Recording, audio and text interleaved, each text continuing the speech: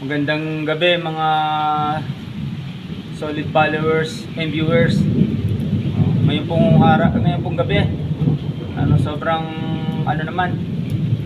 sobrang kulog at kidlat. Ayan po, nagngangalit yung panahon no. Sabi, nakatakot, grabing lakas.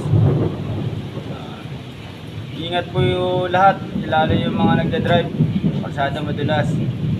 At saka mag-charge na po kayo ng ng mga cellphone, flashlight, at saka yung mga all gadget nyo, baka mag-brownout gawa ng lakas na kulog kidlat. At ako kami na rin kami, nag-charge na rin kami.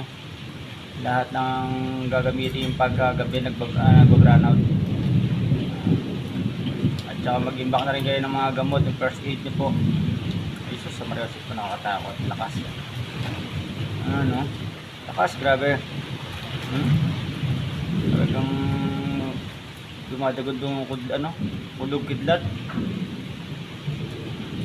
Sisimula na yata ang tagulan. Narinig nyo po mga followers, viewers, pumutunog yung kulog. Lakas.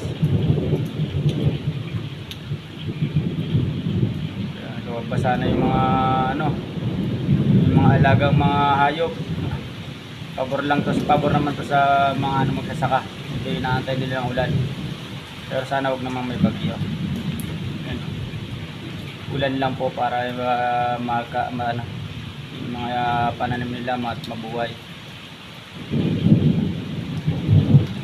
So nakatakot, lakas ang kulog kidlat. Talaga nag-spark yung kidlat sa kalawakan. Ingat po lahat, lalo na po yung mga nagde-drive. Madulas po ngayon yung kalsada. Doble ingat. At may naghihintay yung pamilya sa inyo. At yung mga gamit na kailangan i-charge nyo na po lahat para safety po tayong lahat. Sige po mga boss, amo, and solid followers and viewers. Ingat po tayo lahat. At mag-charge din po ako ngayon para kung sakali mag-brownout meron tayong magagamit na cellphone at saka flashlight. Salamat at magandang gabi.